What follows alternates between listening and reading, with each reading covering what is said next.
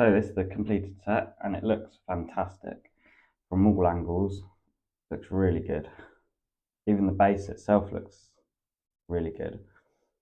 Yeah, moving it on around. It's about 30 centimeters from here to the bottom of the base, so quite high. This is compared to a minifigure. So yeah, quite a lot of height to it, which is good. Looks really good on display. So from the bottom, we've got face hugger here with a little bit of a skeleton, and then we've got the alien on top, and then we've got this support that goes around just into the bottom of the figure to hold them up. But it is really stable. It's not moving around. There is in here, you can't really see it very well, but here it is clipped in, but the main support is from around here.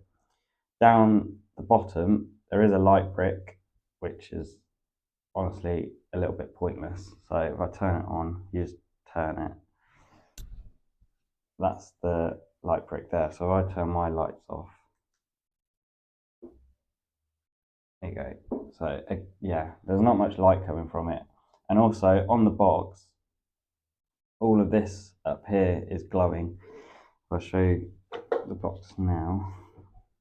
So as you can see, it's all glowing all around here and down here. As you build it, you kind of realise it's a bit of a false advertisement because there's no wires or anything going through it. It's just that one light brick, so there's meant to be light here and around here. That's a bit disappointing. It'd be nice if you could light it up, but either way, it looks really impressive. So what I'll do is I'm going to remove the figures and then I'll show the base and then we'll get onto the Xenomorph. So to remove the face hugger, you just have to take out. Sometimes this pin or this clip comes off, but you can just take it off and stick it back and it just goes back on here. So this is the face hugger build, which I think is really cool. It shows it really well. Got all its little legs runs around on. You can move all them. You can move these a little bit, not as much. Move them forward more, then you can move back because this plate here is in the way, but that's fine. And then yeah, these bits here, and then the tail, which has got quite a lot of articulation in it. You can move it wherever you want. Yeah, that just clips on there. So moving that out of the way. And then onto removing the actual Xenomorph. So to do that, you just have to unclip this leg here, and then this just slides out, and there's just a technical pin. Sometimes this does come out, this one, but you want to pull that back. You are left with this pin coming out of here, which is a little bit annoying. It'd be nice if you could leave it on that side, but it's kind of all the way up here. But yeah, we'll get onto the figure in a second. Let me just do the base. So the base, we'll start around here. So we've got just kind of a built up, it's meant to represent a person or a human skeleton. I think this is meant to represent the skull. I'm not sure. Maybe a bit closer. That light brick. This is the light brick that always comes out. Let's actually go on to that quickly.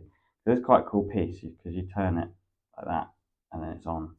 Turn it back and it's off. So it is a cool piece. It just doesn't light up the base at all. So bringing it a bit closer. So you just got the skeleton here, which is a nice little build. There is a missing piece here. I think that might be my cat who came to help when I was building it and knocked quite a few pieces off. But yeah, it's just a little, you can kind of see it in there. Just a piece in there, just holds the arm off. But yeah, I'm not sure if this is meant to represent like a head or anything. These are just kind of like minifig skeleton feet pieces, and then there's just a bone there. But yeah, that's quite a cool little build. I'm not sure what this is meant to represent. It's just got some tubing and stuff, but it just adds to it. I like the green going through it. I think it's meant to show like acid and stuff, or just like goo. But it is quite cool, kind of like rocky outcrop kind of piece. But yeah, that's where the light brick goes in there. But yeah, it falls out quite a lot. Yeah, so yeah, that's the base. Let's get onto the Xenomorph. So this is the alien off the base. And again, still looks really impressive. There's no like weird colours or anything. There's a bit of green in the kind of knee joints here, but I think that's meant to, I'm not sure what it's meant to represent, but it's meant to represent something. I'm not sure if it's like blood or anything, but that's the only kind of colours you see. Everything else is just black, which is really cool. And the tail is well cool. It's just like loads of ball joints, but there's so much articulation, so you can have it in like so many different poses and stuff, which is good. And it stands up all right. I mean, I'm spinning it around, it's not like wanting to fall over. You do have to have the legs quite bent like this. There's articulation up here, so you can move it at the hips and kind of the shins and the feet, but the knees, you can move them. This probably the furthest back you can move them, but forward you can't move them too much because of this piece here. It stops the ball joint or it pops off, so that's the best you can have it. The arms, you can move the shoulders and the elbows and the hands and the fingers, but do be a little bit careful because especially on these two and same on this one, the kind of claws do tend to pop off. The size of it compared to a normal minifigure, that there, so yeah, quite tall build, quite imposing build as well. Yeah, let's get into the details of it. So you've got the edge that goes all the way around. It's really cool. And then yeah, these are the arms. So quite a lot of detail on them. And then yeah, again, move them around.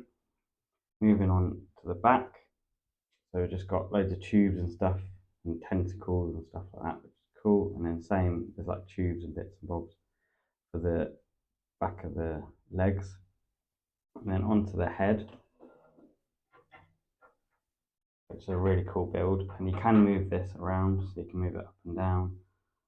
You can't move it side to side, but you can move it up and down, which is cool for posability and like display.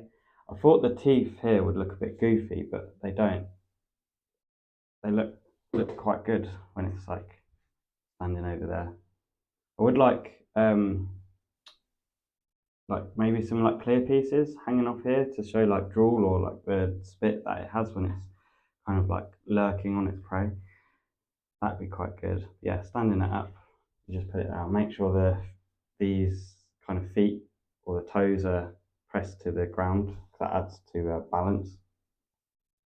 But yeah, overall looks really cool. And then the tail, so much posability in this. Like I said, you can move it, have it round and up like that.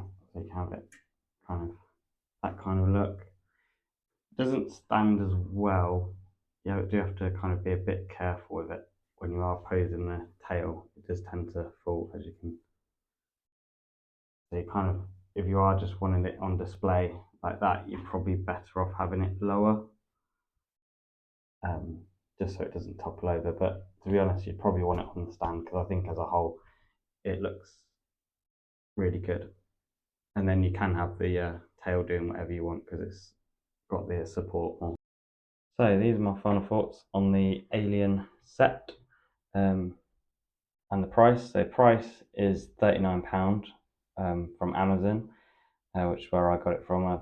It's probably the best place to get it, to be honest. I have seen it on there from different sellers from about 32 to 39. So just keep an eye out, and obviously if you get Prime Day or Black Friday and stuff, it might be a bit cheaper on there. I think £39 or £40 is probably the maximum what I'd pay for this set. I would probably won't go any more, but yeah, £40 or £39 is really good for what you get. Ignore the box with the light brick on it because that's false advertisement. That's not what you get. Again, it shows it on the box, on the back of the box, sorry.